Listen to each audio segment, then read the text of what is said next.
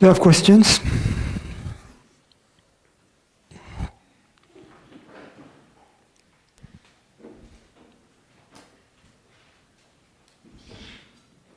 Questions?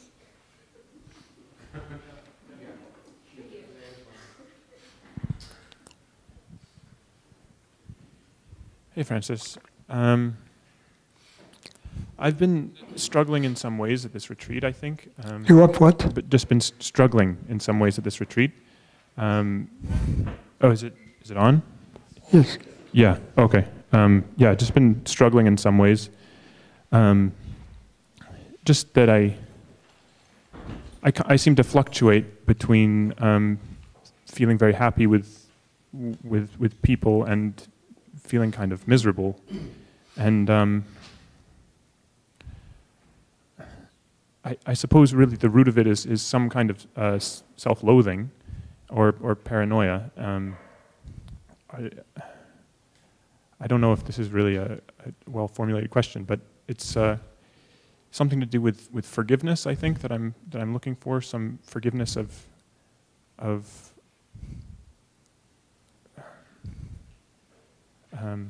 I don't know. Just if you could talk about forgiveness, I suppose. Yes,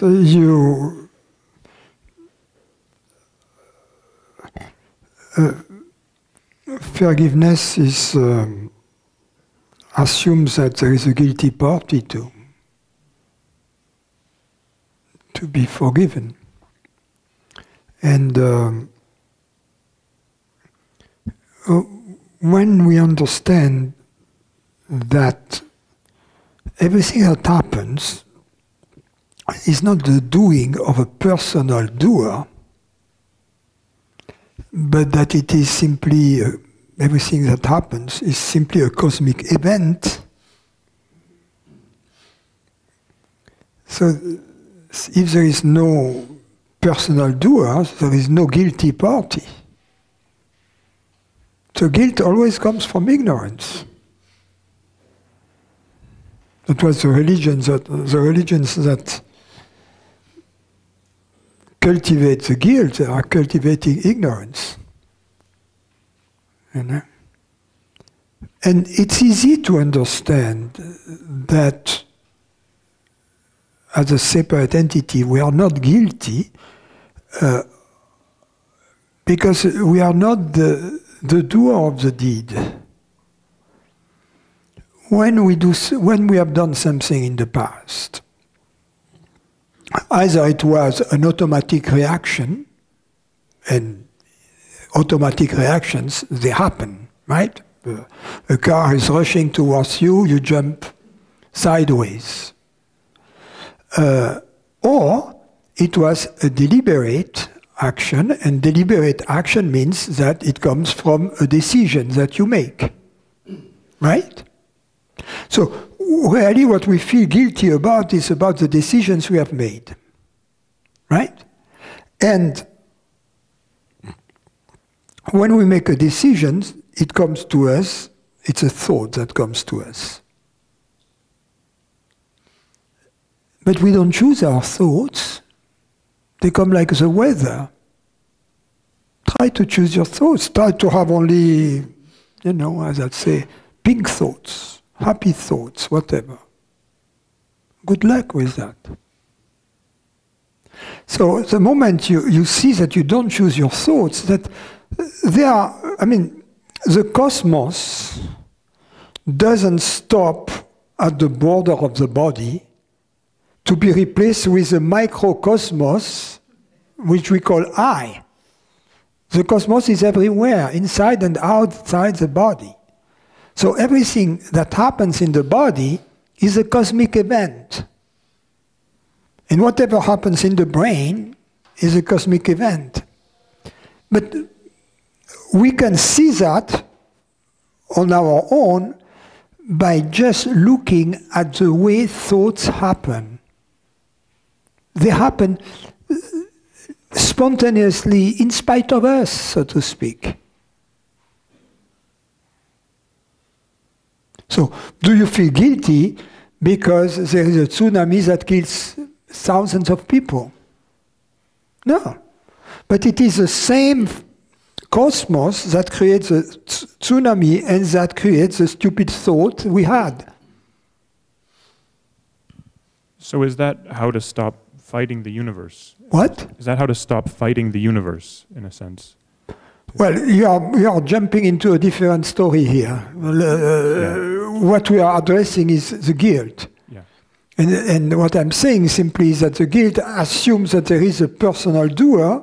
The personal doer is based upon the assumption that there is a personal decision maker, a local decision maker, which makes the assumption, which is based upon the assumption that there is a local thinker, and that's where the entire theory sinks deeply into the ocean, because the thoughts are cosmic events. There is no local thinker.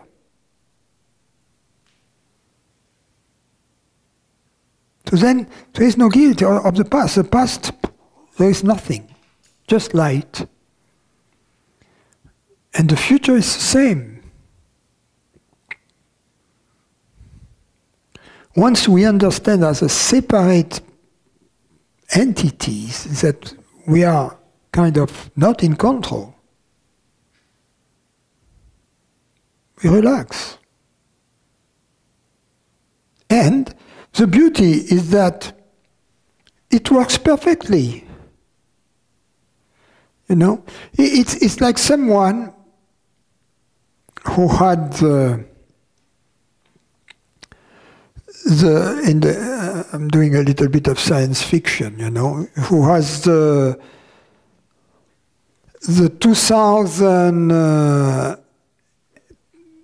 2085 Tesla model that drives on its own, and thinks he's driving. You know.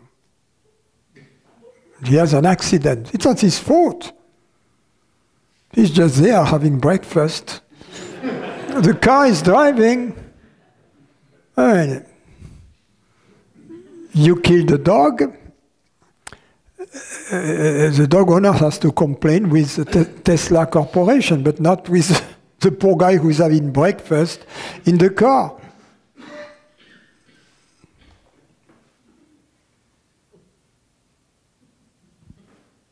Thanks.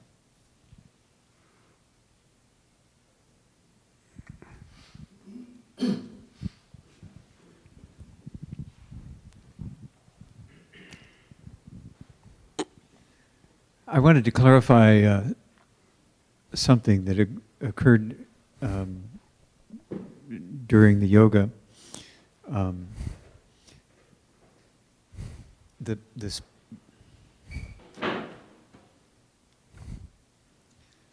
The borderlessness that you emphasize and direct us to is the space, not the sensations. Is that correct? Yes. Yeah, because the sensations, although by themselves don't have a location, they have, I mean, in the space, isolated, they're highly correlated with, you know, the bodily sensations are highly correlated with sense perceptions. I mean, as an infant, that's how we kind of learn, that's my arm and so forth and so on, right? Yeah. Yeah, okay. But this correlation is not at all we could call it internal-external correlation, right, between sensation and sense perception, is not different from the external correlation, for instance, between the image I have of a flower and the tactile sensation when I touch the flower, or the perfume of the rose and the image of the rose. There is correlation between the perfume and the image, right? Yes. So that's an external correlation. Yes. But there is also internal-external correlation between some pain I have and someone who hit me in the back with a 2x4.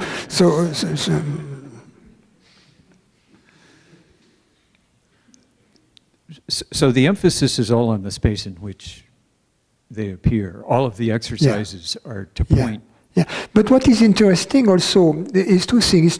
First, to see that the bodily sensations are always in evolution. They are like thoughts. Thoughts, you cannot stop a thought. If you stop a thought, it vanishes. And bodily sensations are always dynamic. And as such, also, they don't have a real border. If you try to look at their border, they are not smooth objects, they are more fluffy. Right. And they're fluff. They're kind of, well, as you say, fluid. Yeah, they are fluid but fluffy or whatever. Yeah. You see what I mean? It means that they don't have a sharp edge, a sharp contour. Like the fog or like clouds or something. Yeah. So that's important because you don't know where the space begins and where the sensation ends. And so you feel that it is one single thing, one single. Okay.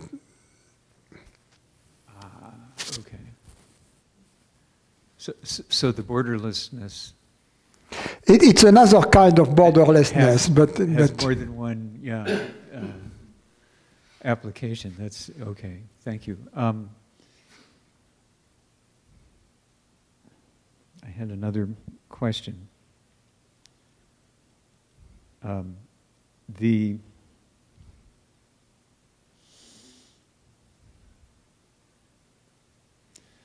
It's okay. Welcome to the club. Yeah.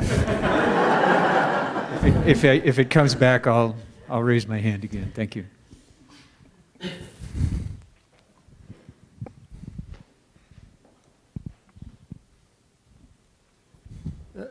Francis, without wanting to, get philosophical or sound indecent. Oh no, we don't know. No. Tonight, perhaps, but not now. One could say that consciousness, or the word you choose, is a cosmic or galactic yes. Accepting. Consciousness is all accepting. Yes. So one could argue without a story, animals eating animals, suffering. Without the story, it's consciousness dealing with consciousness. Yes, Hitler is consciousness dealing with consciousness. Stalin, Pol Pot, Fidel Castro, the guy in Venezuela, whatever his name is. Pinochet.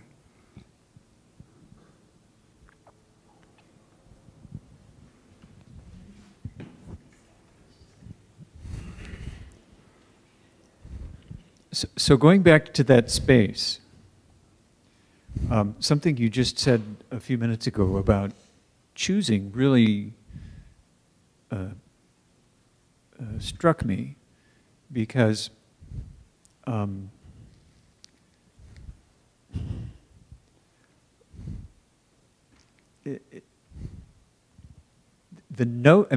what has become very mysterious to me is how actions take place.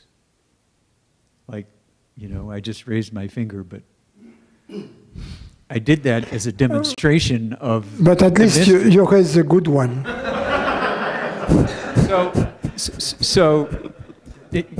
You're welcome. I saved the other one for tonight. But it's always been a mystery.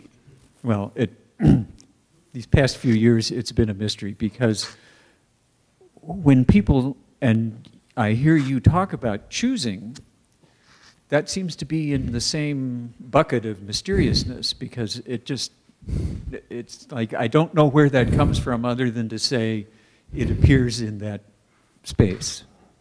That it's as if a choice is made and an action happens, but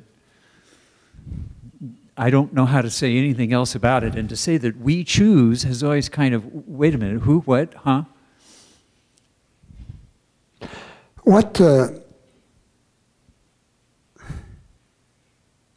This notion of free will, this intuition of free will, is correct. It refers to our freedom as consciousness. That's where it comes from.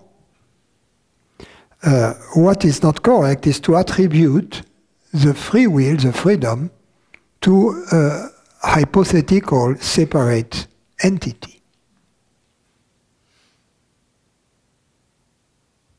Well, I'm not convinced that I choose anything. Oh, you don't choose as a human mind, as a human body. You don't choose. That's for sure.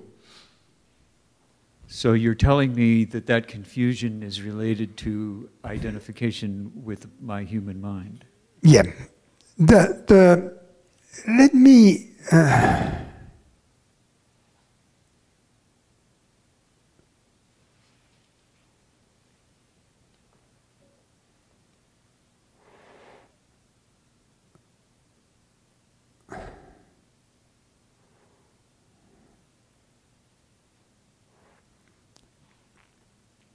We all know these instances where in some context we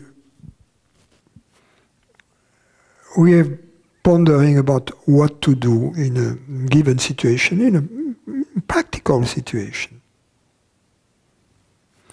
And all of a sudden, we see clearly, we have this clear understanding of what to do, or what the problem was, for instance. Let's say you're trying to solve a problem in mathematics you don't know. All of a sudden you say, oh, I have to do that, right? I do this, I integrate it by parts, right? And that's it, and you see it clearly. With this clear, so seeing clearly something means it comes from intelligence, right? Understanding, right? Okay. And at the same time, we have this sense of freedom. You see that we don't feel that it is imposed onto us. We don't feel, whenever we understand something... In that case that you just described, absolutely, yes. In other words, when a decision comes to us from intelligence, right, we don't feel that it is imposed onto us. We feel that it coincides with our freedom.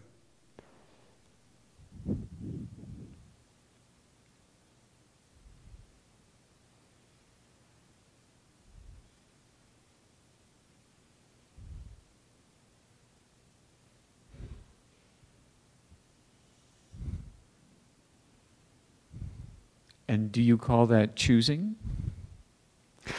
I call it freedom. So what do you, okay. In other words... Aren't we always in freedom? Unknowingly, yes. Knowingly, we are knowingly in freedom the moment we don't identify with a local doer. and thinker and decider. Now, how many times have I heard you say that?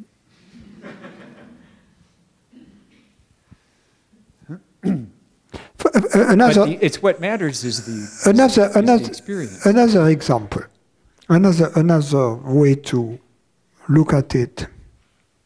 We have no doubt whatsoever that our thoughts are ours.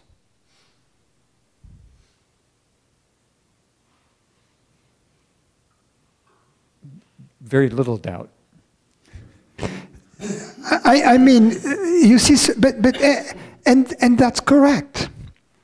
And in a sense, our thoughts come from our freedom. But that's why we say they are ours.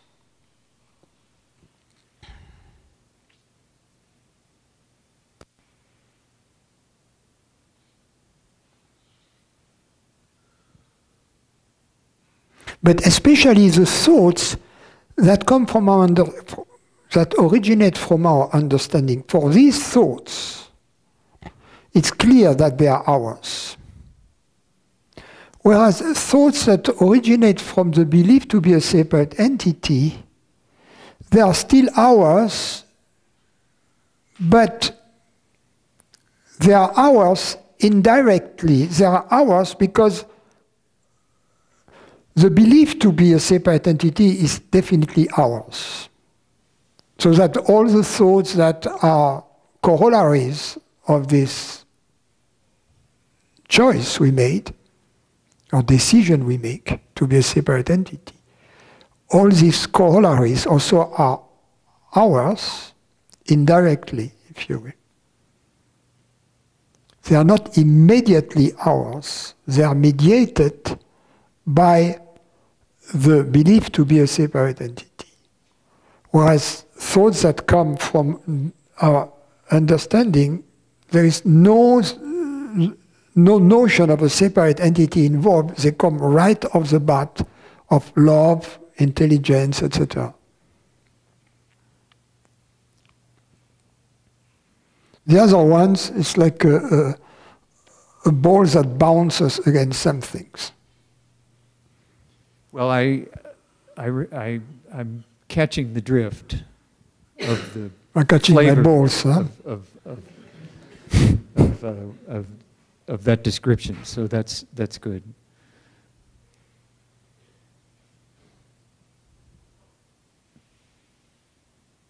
So I think where I'm going next is I don't need to know any more than that. Because the universality of consciousness and the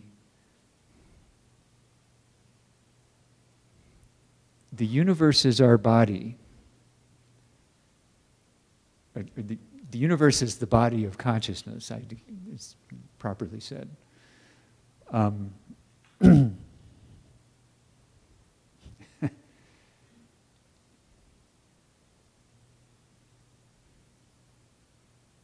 Seems to generate a lot of rumination here when I hear that. And I'm not sure I can describe it any better than that. But there's the appearance of some kind of problem to be solved, or some kind of understanding. There's a lack of some kind of understanding. And the sense of lack is as disturbing as any other. Yes, of course. But can you formulate? Can you, for yourself at least, what the issue is? Well, I've just been trying, and obviously haven't succeeded yet.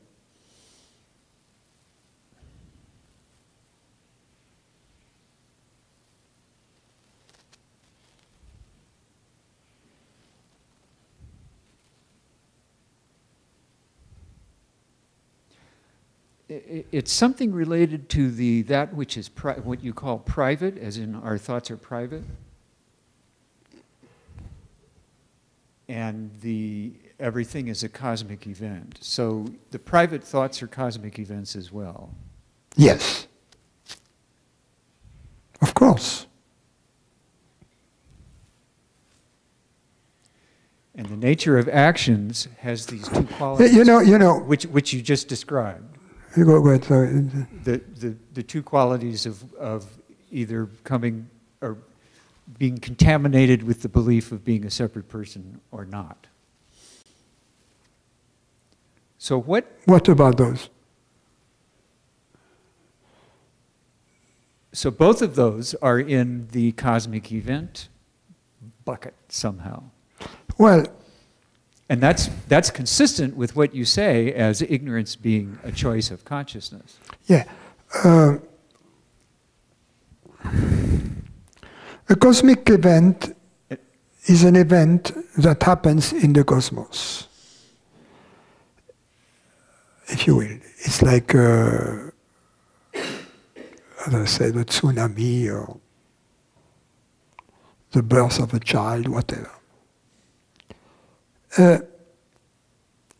Ignorance is not a cosmic event in that sense, because it doesn't happen in the cosmos. It is prior to the cosmos. Ignorance is a choice of consciousness.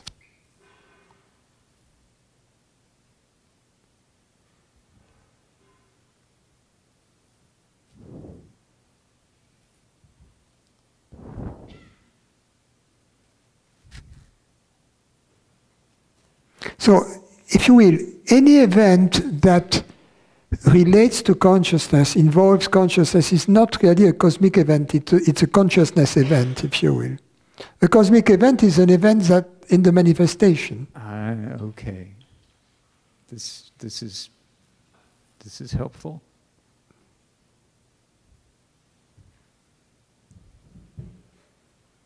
You see, because, for instance, sometimes you find that in some teachings, this notion that ignorance is a thought or is an object. No, it's not an object. Ignorance is really a decision of consciousness to identify with an object, but a decision of consciousness is not the same thing as a tsunami.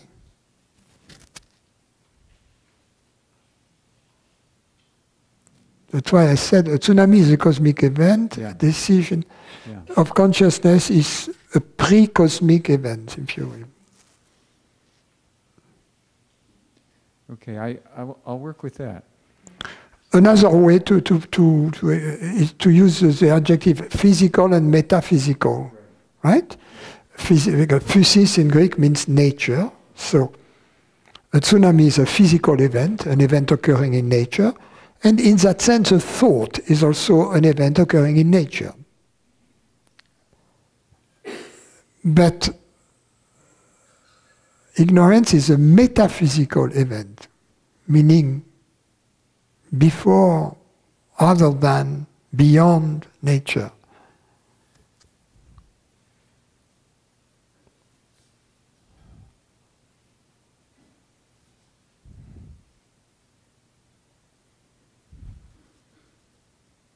But it's simply the exercise of our freedom, you see. It's not that complicated either.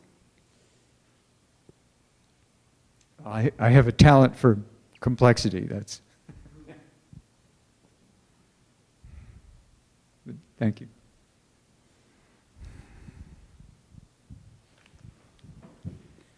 So if the origin of ignorance occurs in consciousness, pre-cosmic event, how about the dissolution of ignorance? Because it appears to be a cosmic event. It is also a cosmic event. The dissolution is a cosmic event.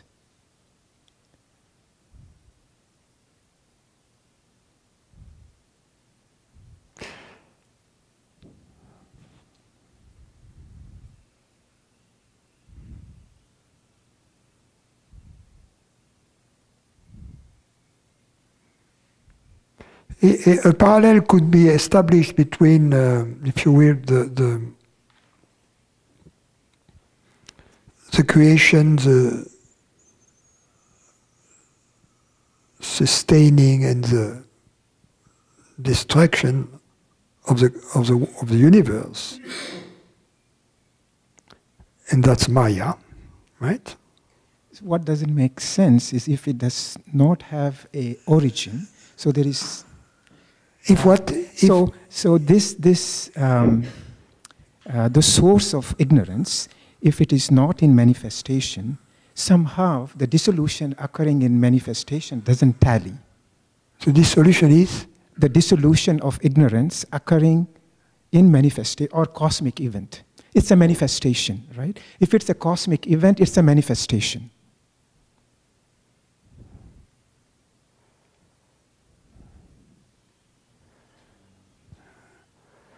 The dissolution of ignorance is a manifestation. It is not? The appearance of ignorance.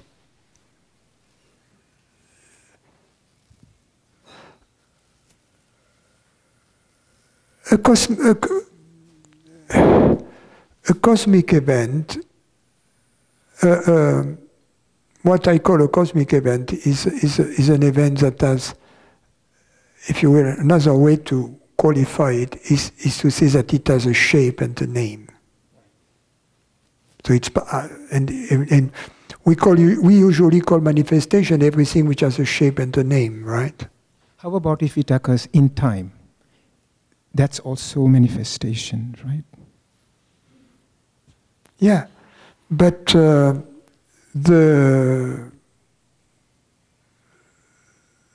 choice of ignorance and its rejection don't happen in time. They happen in consciousness, which is timeless. So they are non-events in that sense, you see. Right. If we call an event something that Namarupa, they are non-events. Right, yes. But it's not different, but these are not the only non-events. Take an understanding, even a mathematical understanding is a non-event exactly of the same kind. You see, because it doesn't really happen in space and time. There are consequences of it. It has an impact on the world, but it is not necessarily. When Einstein had the notion of, general relativity, this first insight, like free fall in elevators, and this intuition in its very moment was not in space and time. So the beginning of ignorance is timeless. Right. The ending of ignorance is in time.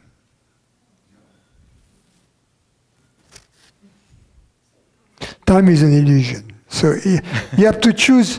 You have to choose from which vantage point you speak. If you speak from the vantage point of the illusion or of the manifestation, you can say a glimpse, any kind of glimpse, can have a date. Why? Because it brings a change in the manifestation. It brings about a change in the manifestation. This change can be dated, right? And then we say the glimpse can be dated, but in fact, it didn't belong to the manifestation. It didn't happen there.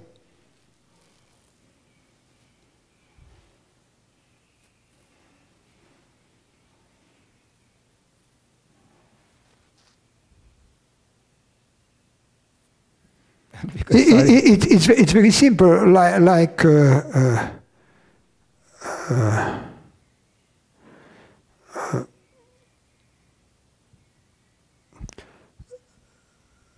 someone is dreaming.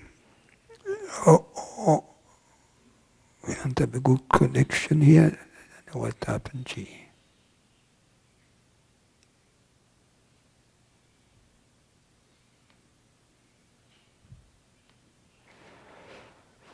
Someone is dreaming,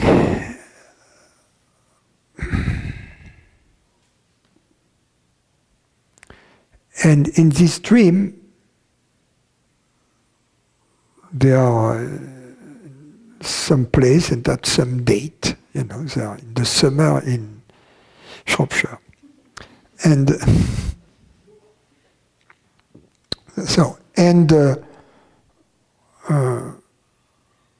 they wake up now, and they are in Temecula, and thanks God, it's a winter, but it's sunny.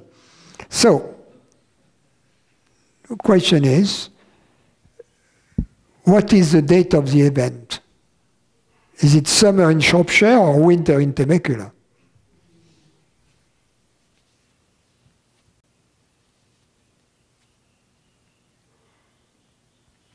I have to restart this Wirecast, yeah.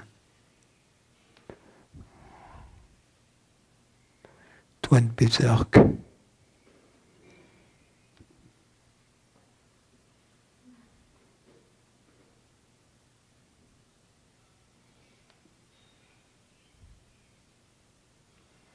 No.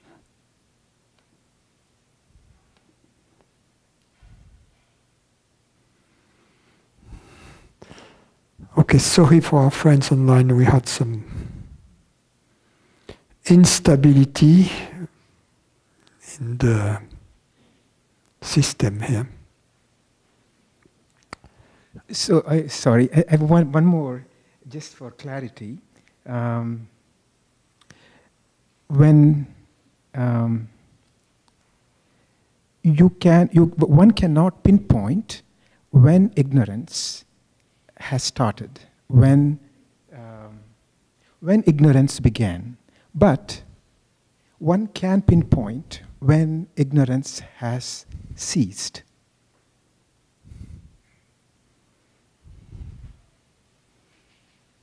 I would say,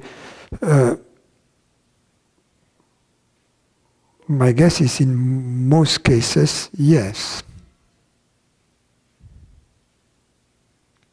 From this illusory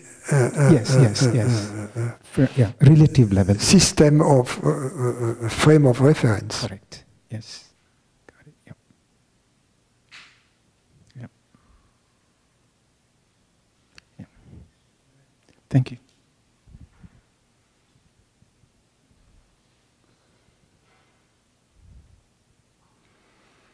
But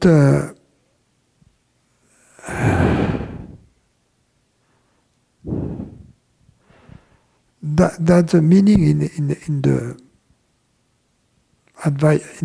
Sanskrit text. They call it avidya, which has no beginning, right? And that's the idea. It means it has no beginning in time, and it has no end in time. It begins and ends with consciousness.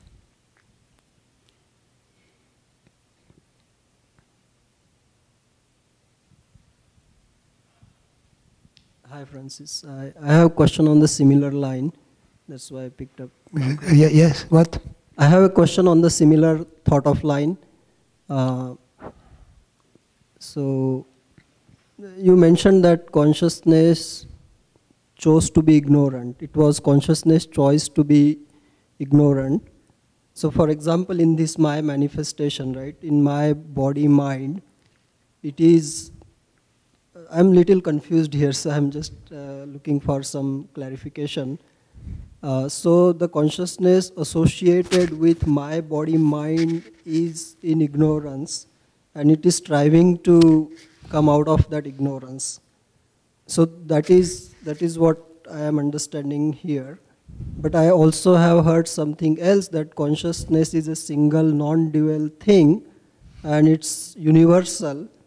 So for example, when you wake up, like the consciousness in you and consciousness in me, if it is the one thing, then when you wake up, how come my consciousness is still in ignorance?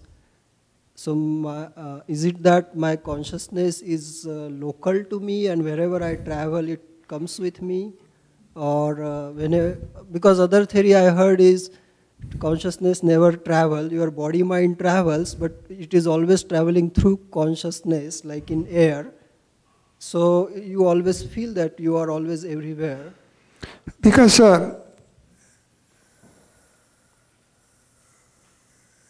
imagine that you play a computer game, right? And instead of, and on that day you are alone, you don't have a friend to play with. So, in order still to play the game, you choose, because if there is only one avatar in the game, it's boring. What is the avatar going to do? Right? Walk in the street, and there is nobody else. You see? So you need at least one more avatar, right? And in order to make the thing a little more interesting, usually you need a good guy and a bad guy. Right? So then the game can begin. It's not very satisfactory because you don't have a friend to play with, so you are the same, making the good decision when you play the good guy, and the bad decision when you play the bad guy. So there is something wrong with this game that prevents you from enjoying it. You would agree, right? So that's what Brahman thought.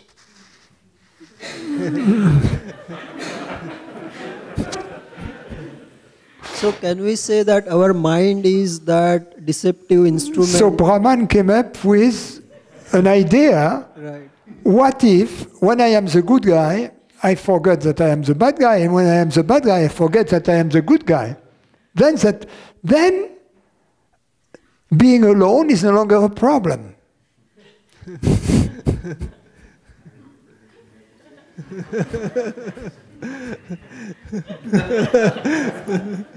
Yeah. You see, we have to adapt the teaching No, I travel to the social context. I travel from San Diego to Temecula because I think my awareness in San Diego is unconscious, but here awareness is aware. So maybe. No, but you see, but think about it. Why am I saying that we choose it out of our freedom? Because if we hold on to a belief which is purely gratuitous and which has in support of which there is absolutely zero evidence, our sticking to this belief can only come from our freedom. Right? Because there are no elements compelling us. So that's what we discover when we investigate what evidence we have on hand that consciousness is personal and separate. Then when we discover zero evidence, it becomes clear that we are just holding on to a belief out of our freedom. And then it doesn't matter when we started. Right.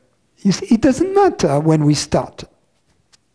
But it has to be localized, right? What is important is to discover that now we are free to hold on to this belief or not to. Right.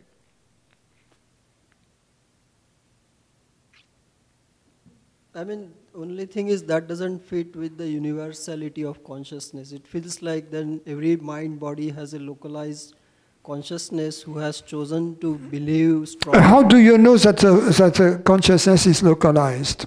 Because you say it feels that consciousness is localized. Okay, let's analyze that. What we mean by that, what is the experience of consciousness being localized? it should be, what is the experience of this glass being localized? Well, there is a table, and the glass is on the table, right? Right. Right? And what is the experience of the table being localized when there is a room, and I can have a frame of reference in that corner over there, and there is a XYZ for the center of mass of this table here, okay? So that's what we call localized. Right. Right? So it is always in reference to a space, etc. Now, what are the coordinates of consciousness, and in which frame of reference? Would it be more like ice cube in the water? Like it's the same thing, but kind of more solidified or entangled, which can dissolve into water, and once it dissolves, it feels like, oh, it's just one thing. Yes, but that is, look, this metaphor may be interesting for some different purpose, but it assumes already a difference between the ice and the water. You see? Yeah, but I mean, basic substance is same. Yeah. I understand, but there is a difference. Yeah. And whereas in fact there is no difference.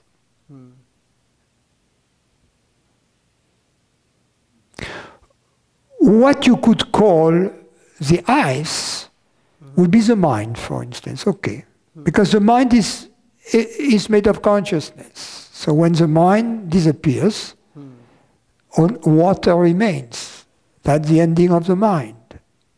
Right? Consciousness remains. The thoughts disappear. Okay. Right? That happens in Nirvikalpa Samadhi. That happens. Okay. Yeah, I think that reconciles these three conversations, because now it feels like that mind is the instrument through which consciousness is playing this game, and once... Yes. Okay.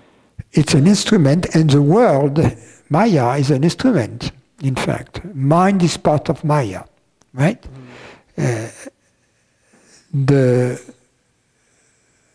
Without an object to identify with, or to, you cannot play the game. You need an avatar, right, to identify. So you, and then you can also see the game without identifying, right? Then it's more like watching a movie.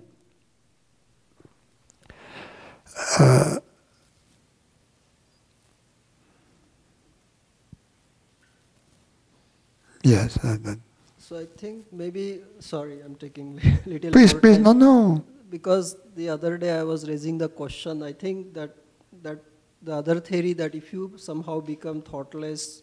That what? If you become thoughtless naturally without imposing any... If you become what? Thoughtless. Thoughtless. Sorry, thoughtless. I heard the theory that you can experience the reality, maybe because when you become thoughtless, it's as good as your mind disappears, and the instrument of deceiving disappears, then you see the reality. If it happens spontaneously, yes. Okay. But if it is a product of some manipulation, Right. A distinction has to be made between the absence of thought, which can still be a state of mind, and the absence of mind. Yeah, not some type of trance state where you don't have thoughts. It's more like a very alert, conscious, vigilant state, but no thoughts.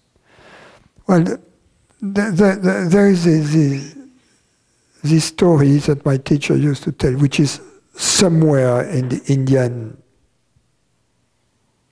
Shruti scriptures.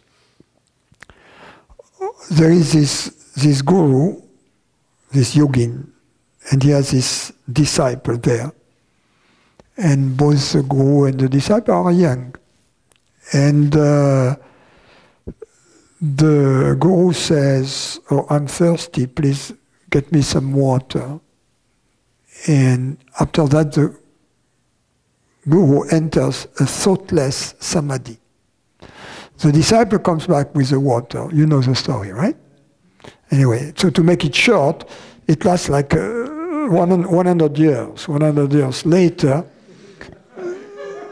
they are both aged a lot. The disciple is waiting patiently for the guru to wake up.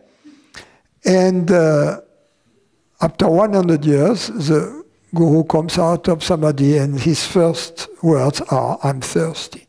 Yeah. Meaning, this samadhi hasn't changed anything to his need, to his desire. This samadhi has just been a parenthesis in his ignorance. We have to understand that his thirst is a lack. So it symbolizes ignorance, the thirst of the guru. So the guru is not a too good guru.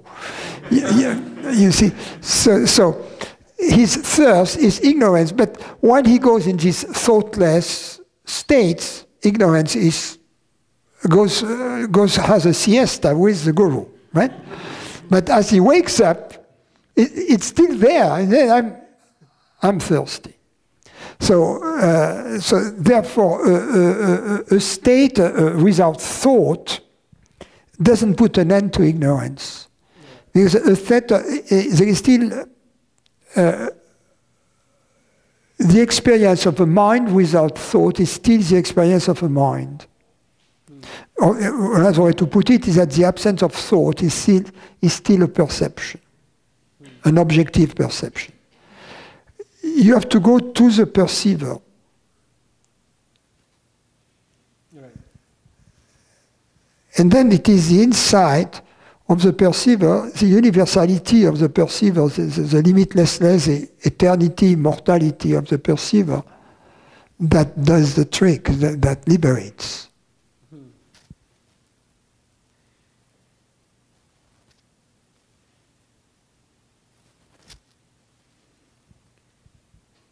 Doesn't take long. It's a deep intuition.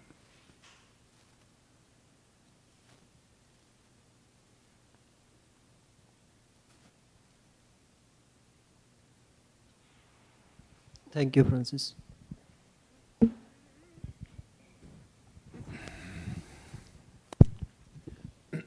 Just back to the space that we've been in the meditations, the yoga.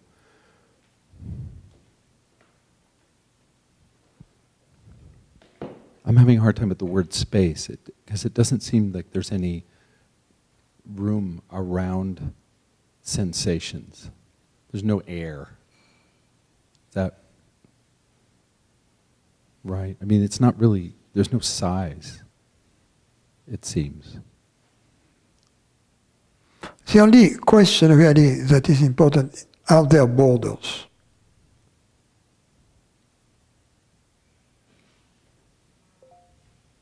Because you see there is no room. Because you are trying to perceive the room. It's like here. Do we perceive the space? No, we don't. We don't perceive the space, we perceive the objects. The nature of the space is not, the space gets revealed by the objects within. But we don't see the space here. You see what I mean? And it seems like that. It seems like there's sensations. Yeah, I mean, it's the same. There are sensations, but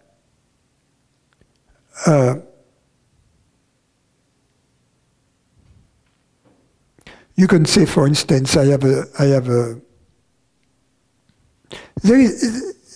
is some.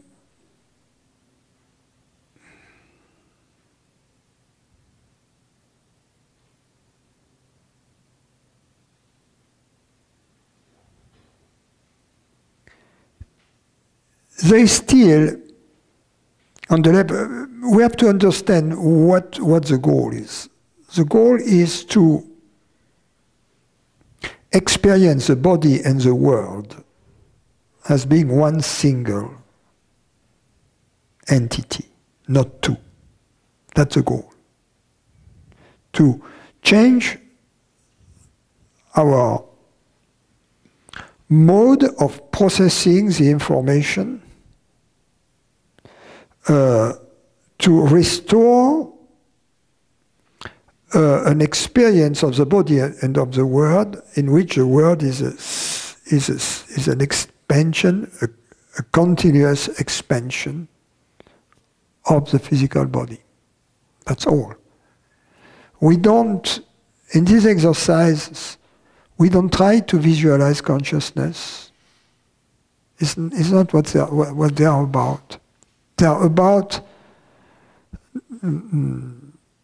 deprogramming the sense of separation we have. Why do we do that? Either because we have understood that this sense of separation is false,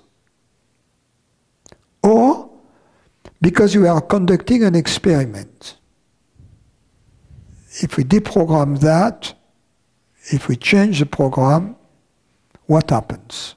Okay, we can have these two goals in mind, depending where we are at regarding the universality of consciousness. We can be convinced consciousness is universal, in which case it's the former, or we can be agnostic as to whether consciousness is universal or not, and then it's going to be the latter, conducting an experiment, I mean. Mm-hmm. So, we are not trying to visualize consciousness. And now, the bodily sensations and the external sense perceptions appear somewhere, whatever we call it, right? Yeah.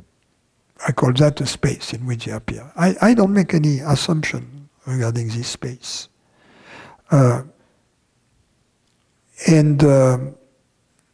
the question is, the body appears, the world appears, and we assume or we infer a separation. But from the vantage point, in fact, if we look closely if we look closely at our direct experience, prior to processing, without intervention of memory, etc., it's one in which there is no separation.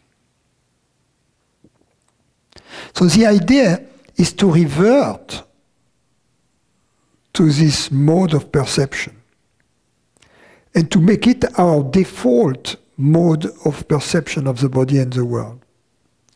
It doesn't mean that if I need to go to the doctors, I don't know where my chest is or my toe is. You see what I mean? Yeah. I can then use this tool, or if I navigate in a room, I don't want to bump my knee against some compact object. So I am aware of the limitations of the physical body. It's not that which is in question here. Mm-hmm. It's something else. The other, I have a couple other little. What is in question is that I am the table in which I bump, and I'm the knee that bumps into the table. You see, or if I play tennis, I am the body, I'm the racket, I am the ball, I am the opponent, and the court, and the sky, and the birds. And does that evolve, like melting in the water, or does that sort of happen? That understanding. It's more something that happens. It's more a yes or no thing. Okay, good. You see, either at any given moment, either I feel separate or not. Yeah. And in the beginning, we understand that. The moment we understand it, the separation is not there because it has been non-existent forever. Mm-hmm. It's only an assumed separation. An assumed experience of separation is not there. So, but as we do these exercises, we go back to our natural, organic perception of the world and of the body. Because it feels much better, it's much more organic. It doesn't make us bump into tables, you know. Although it may happen too, mm-hmm. especially at night. Yeah. When sensations you say evolve, okay, now I'm trying to be careful not to... All sensations are dynamic. Yeah. They may have, some may have an apparent cyclic quality to them, repetitive quality. Yes. But they are all dynamic processes. They are very similar to thoughts. I guess, does that imply there's time happening in the space? Yes.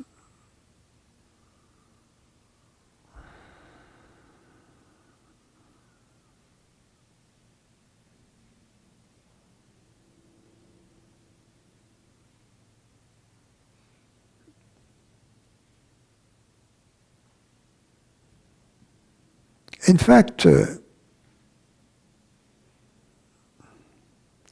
time is the main dimension of mind.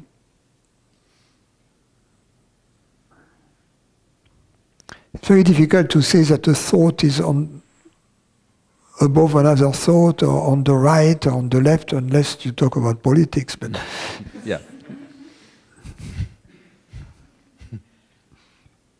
You see, thoughts, they don't have... But you can say that a thought is prior to another thought. But you see that because of memory.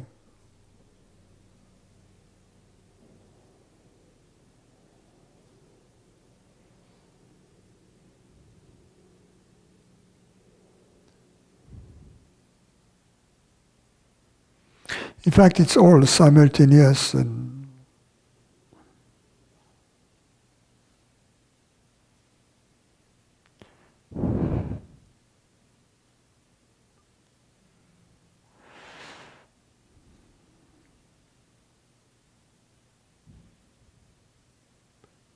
And when we opened our eyes, and that space doesn't get bigger, right? It just... That space is borderless, so yeah. Opening the eyes, it remains borderless. Everything, and that's a change that seems inconspicuous, you know, perhaps, but which is very important because it completely changes our relation to the world and to people in the world. We really own the world. It's my world, you know. Usually we feel that's my body, but that's not my world. Mm-hmm. You know? But then it's, as consciousness, it's our world. You know? We are everywhere.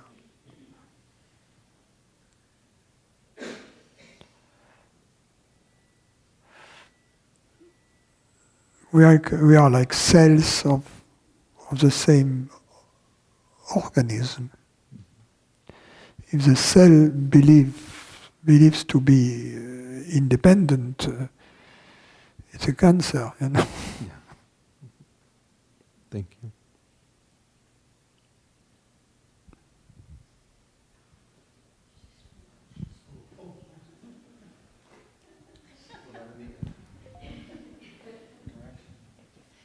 Francis, would it be correct, is it correct that physical sensations and external sense perceptions are the same as the energetic body? No.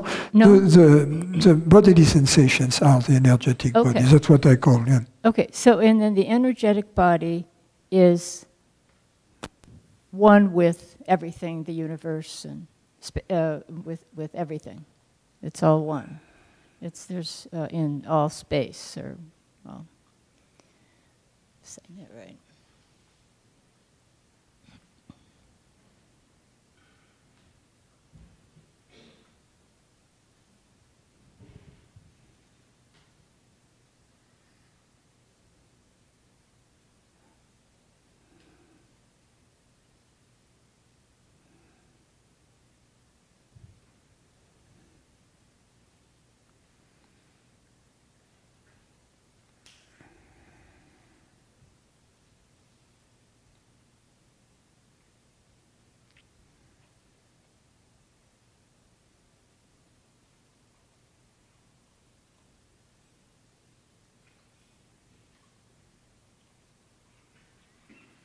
Well,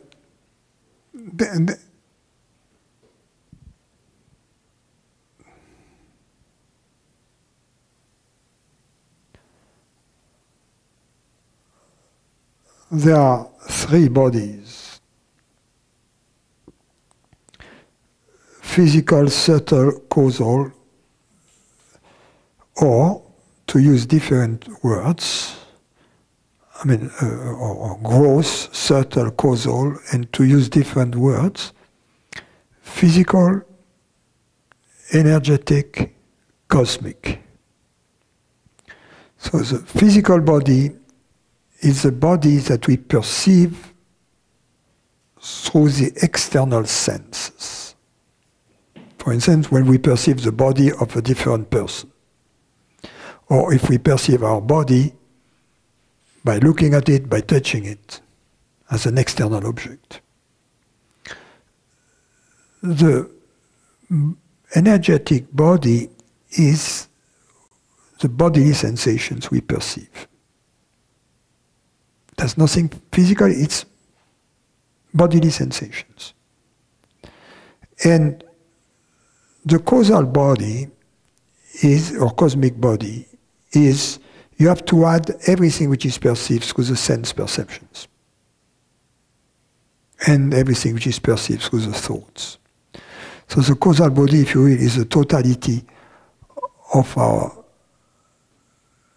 experience. And it's universal, right?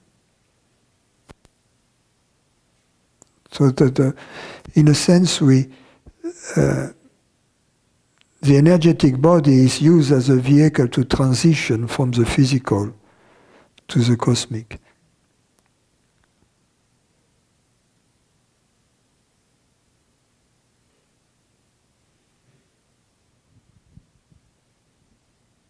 But that's in some progressive yogic path.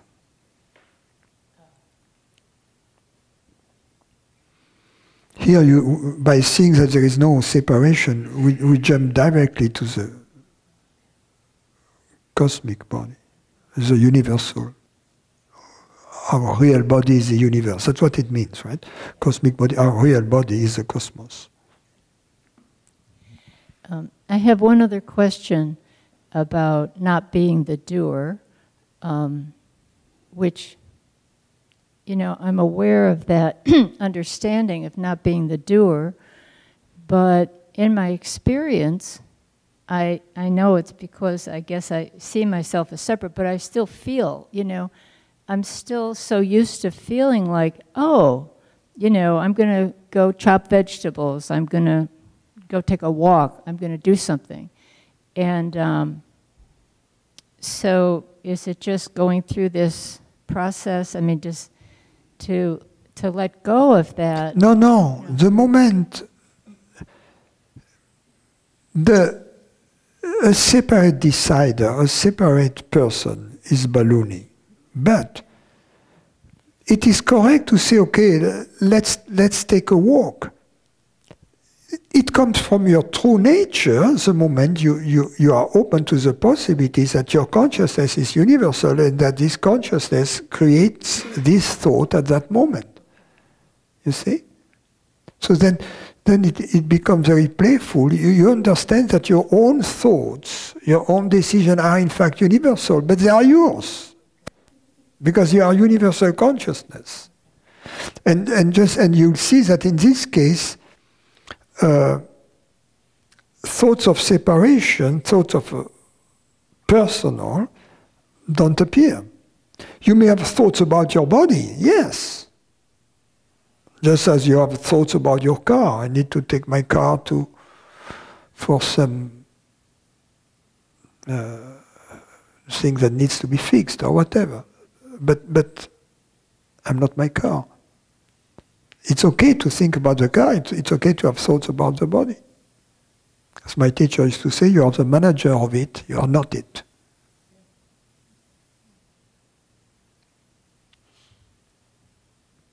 Thank you. Francis, there seems to be a rub when you say the only choice you have is whether to identify or not. No. I never said that. Okay, what'd you say?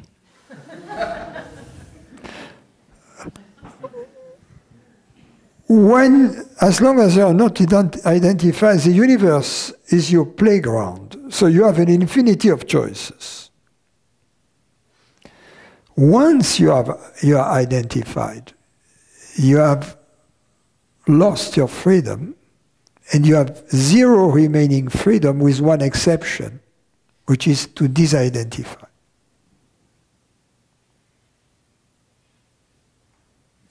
Yeah, because it just feels like there is nobody there really to make that choice. Which one?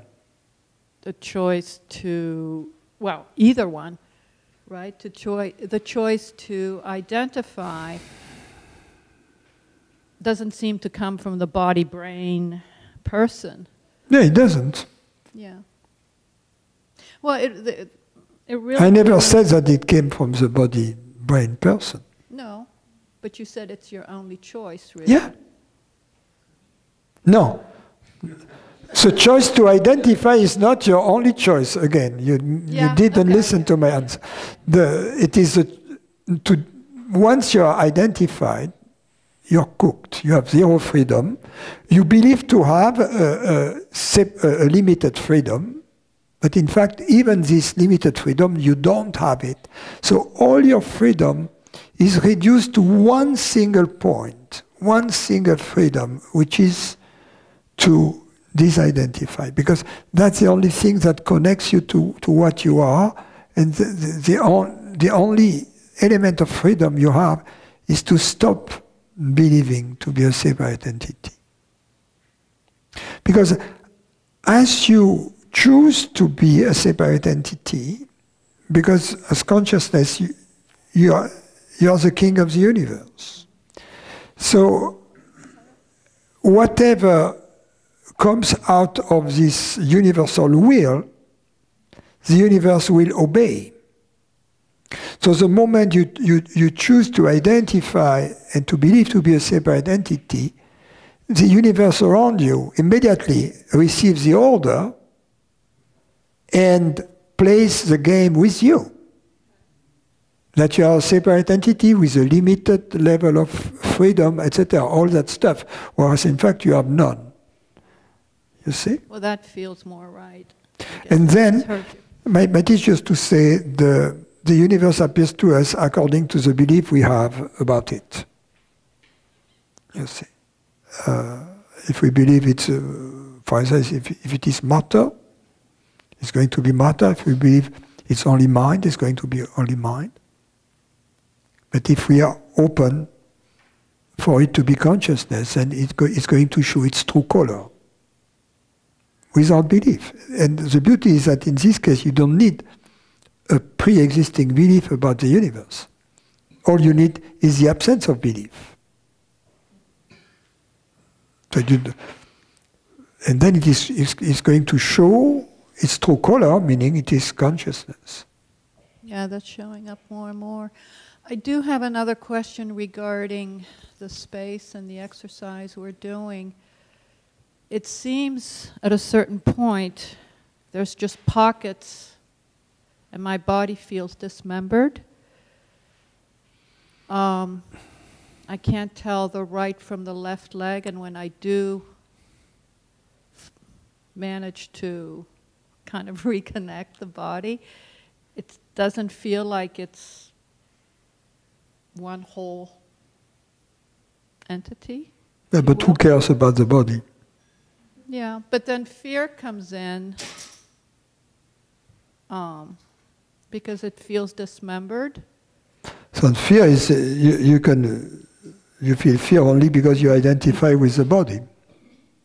So that's what's happening? Yeah. From your own explanation. The body feels dismembered, and that generates fear. So it's because you believe to be the body and that something is happening to you. Whereas if you don't believe to be the body, it's an interesting experience. Yes, it's fun. For a while, and then it really gets scary. I mean, people, they go, and they go to attraction parks, you know, to these roller coasters. It's more frightening than that. Okay, thank you.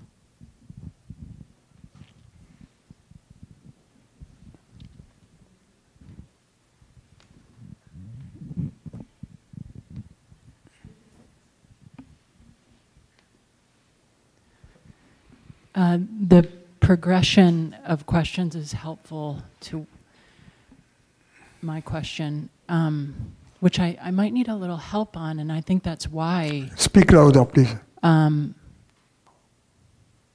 think I actually need help formulating the question, but it has to do with free will or freedom and enthusiasm. So I notice in certain aspects of my life, I'm able to be in touch with my enthusiasm about something and be very clear and follow a progression of action or something all the way through and come to some satisfaction or creation of something. But in the realm of work, lately, I'm trying to, there's projects that I envision, and so there's some enthusiasm or interest, and then I begin to implement, and I think what happens is I start identifying as the doer of the experiment, and then I get caught. I start doubting, maybe I didn't really want to do that, whatever, the doubts come up, and then I find myself in this tennis match, or like the ball, like you were saying, is going back and forth, and I'm bouncing between clarity and confusion, and then if something challenging comes up, like an aversion, something I need to take care of, I just get stumped.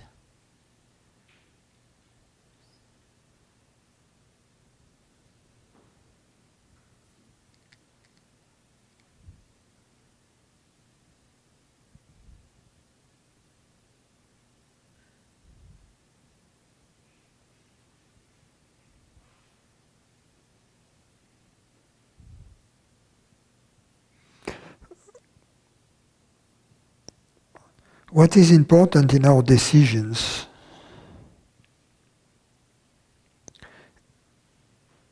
is for the decisions to be based upon the facts and not upon our wishes.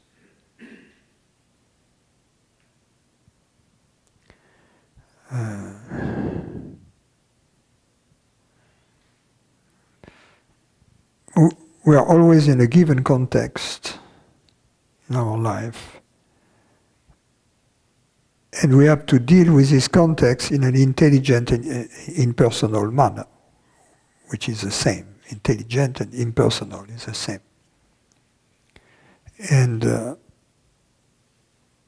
it's a broader context, if you will, than the context, what is my vocation, what is the ultimate goal as an activity that I want to have.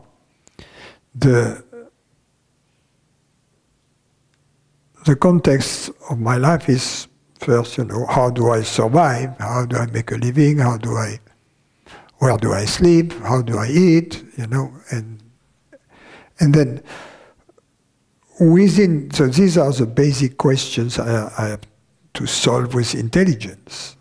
And then that's where my preferences come in, and the totality of the context has to be taken into consideration. And some planning may be required to move from A to B. You know, I may need to perhaps to have some intermediary steps that can, and always in these steps that I project, be open to changing them, you know, to be very flexible. I guess that's all I can say. If we encounter aversions,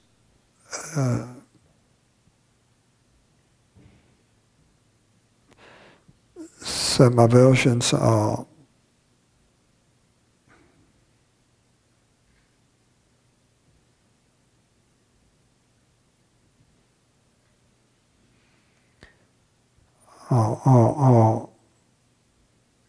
some aversions can be postponed sometime.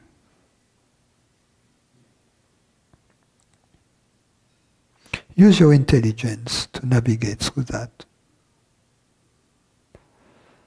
More than the feelings. Feelings are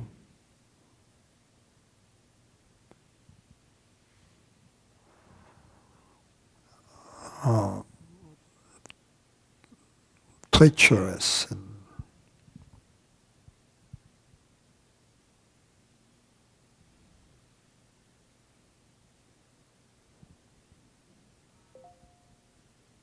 Francis, when you use the word intelligence in this case, what could you give me another? When I use the word what? Intelligence. What do you mean? I mean to use your reason, and reason is first an observation of the context and an acknowledgement of the facts, and then to act with logic, you know, and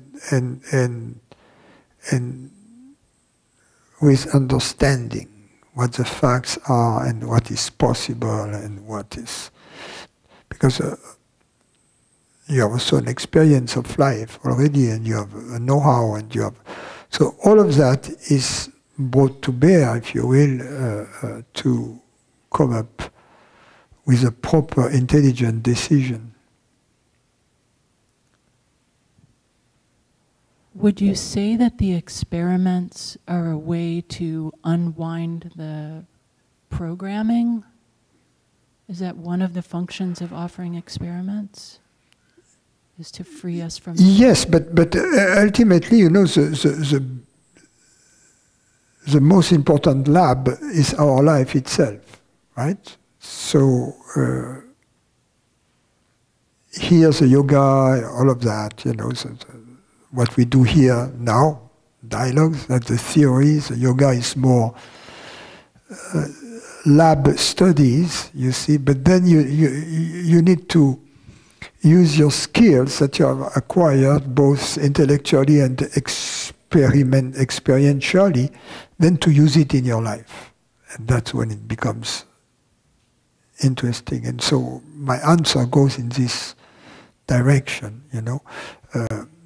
Observe the facts without any preconceived ideas, see the context from an impersonal vantage point. If someone, a relative being in your situation, would come to you and ask you for your enlightened opinion, what would you say? You see?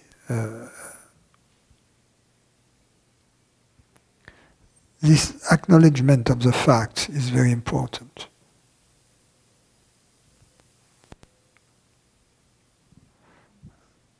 To start from a real, for instance, a lot of people that start a business, they make a huge mistake. And the mistake they make, and I've made this mistake, is that they assume that their taste, for instance, or their needs are the needs of most people.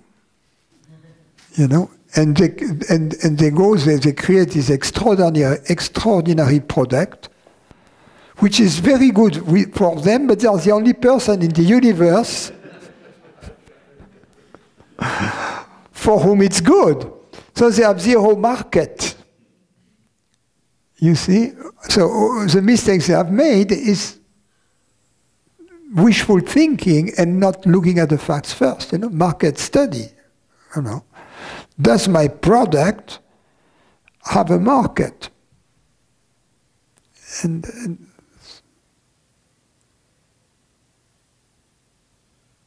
or can I create a market? Yeah, but still, you know, this, because they start from a very narrow vantage point. They are interested in this, they are interested in these little things, it becomes their pet project, and they don't ask the broader questions.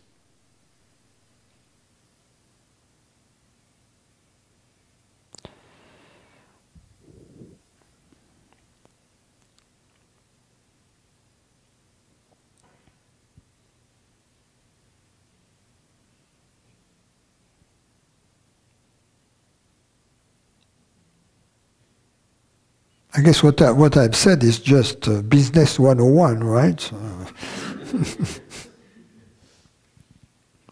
it's probably what I need.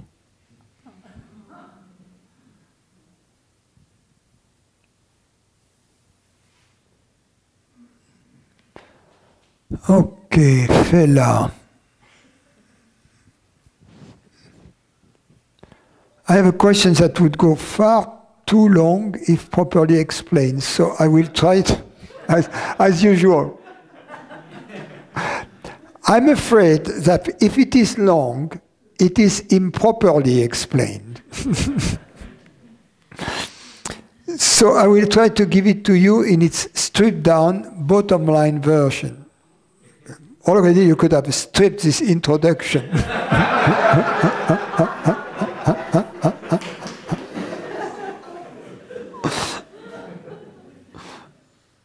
Three people commit suicide. A sage, it makes everybody laugh. You know, this sad story. The sad story makes everybody laugh, you know.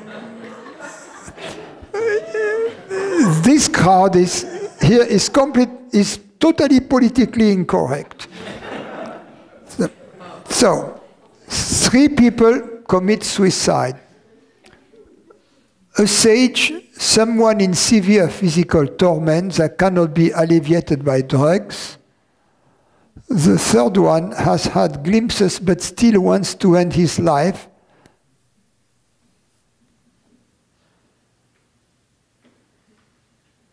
And the fourth one with a deranged mind.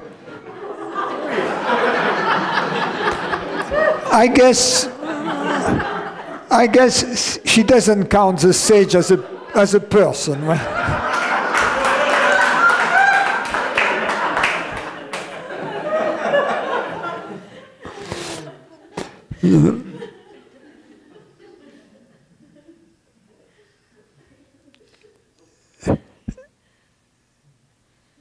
Is there any resulting difference in any realm?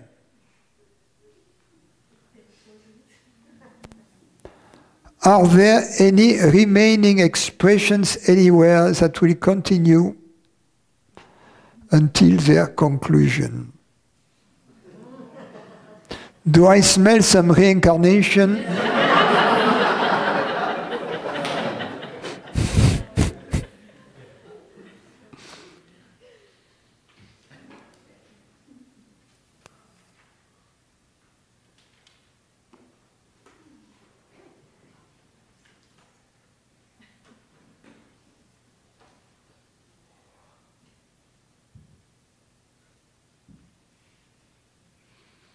I mean, who cares?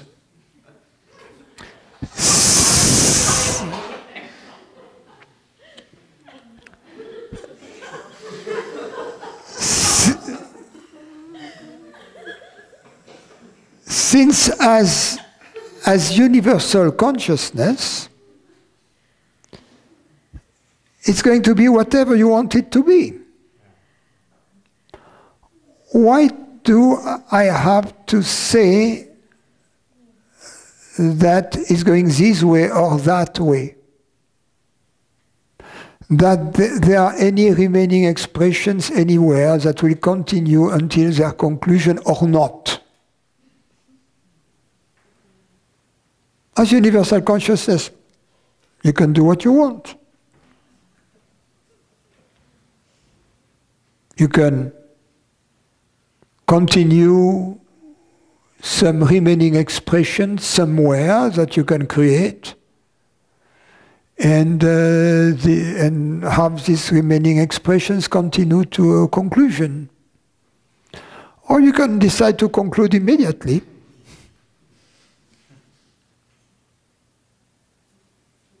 You see, all of that is this kind of, how can I say, arrogance, not for you, but all these theories about what happens after death, about reincarnation, all of that stuff, is like as if God, in her infinite freedom, we would like to put her in a straitjacket and tell her, okay, after death, that's how it's going to be. And that's what's going to happen. That's the law. I mean, who are we to impose laws on that which is inherently free? It's just freedom. God is free. If we say God is this way,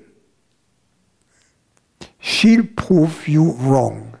If you say God is that way, she'll prove you wrong again.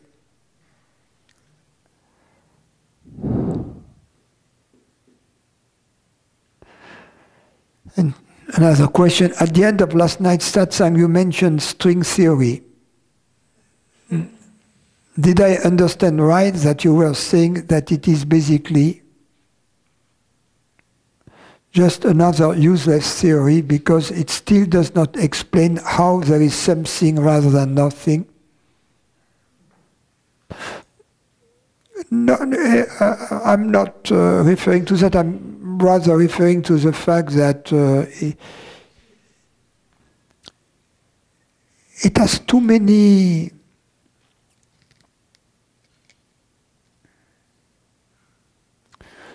theories.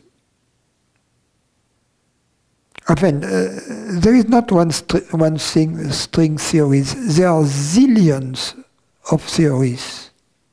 I don't remember the calculations that depend, there are functional infinities there. So, in other words, there is so much slack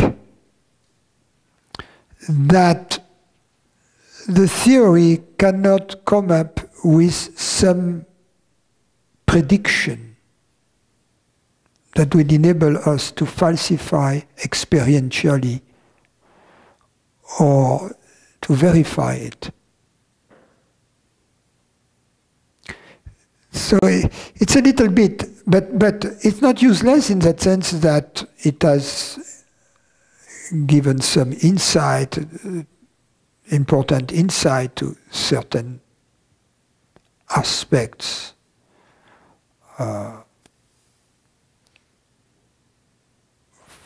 One of them, for instance, is complementarity.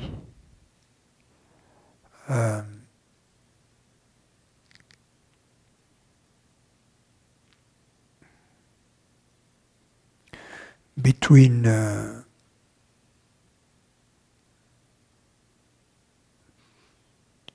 that which happens on this side of the event horizon of a black hole and that which happens on the other side. It's a deeper, it's a kind of a deeper relativity than general relativity theory.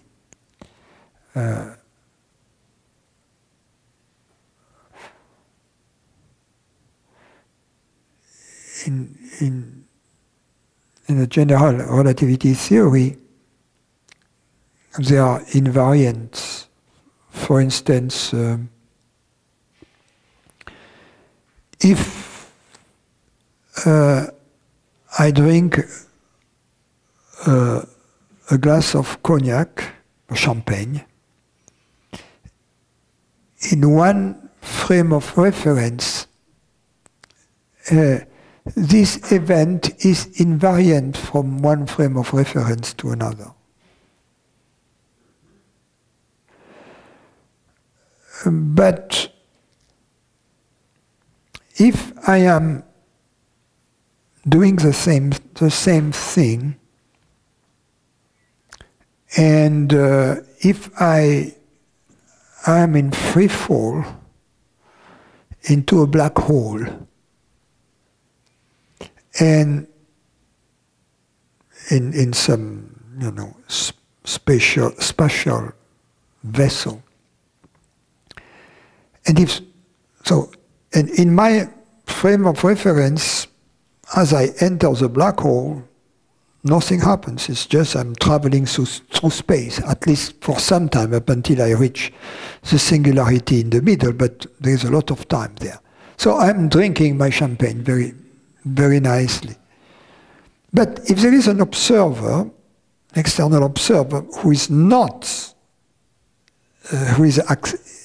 accelerated in the same way as I am radially into the black hole, but is, for instance, in orbit around the black hole and looks at me, as I come close to the black hole, I'm going to get disintegrated. So my champagne is going to be wasted. So, in other words, me drinking the champagne is no longer an invariant from one reference to another. Or in other words, what happens on this side? What happens, not only what happens, the event itself, the nature of the event itself, is not cast in stone. Can you imagine it's way bigger than the usual either the relativity theory or in quantum mechanics, the duality between particle and wave. It is the nature really of the information, and what happens is this, is that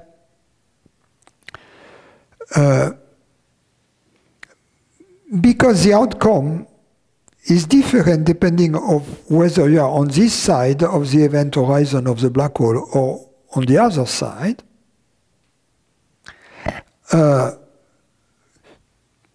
two different events happen, but you cannot experience or witness them simultaneously. So, as I said the other day, it's another case of or and not and. In other words, there is not one story, really. It's an extraordinary form of relativity. And it's thanks to the work of Hawkins and others, and Susskind and others.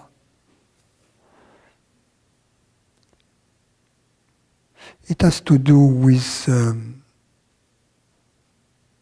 no, I'm not going into that.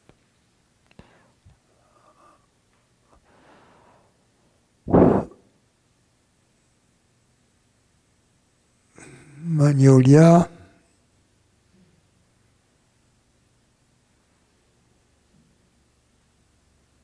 No, she said, I would like to move on. Yes, Magnolia. I'm not a racist. I'm not a fascist. I am, in consciousness, we are all the same. That's the beauty of it.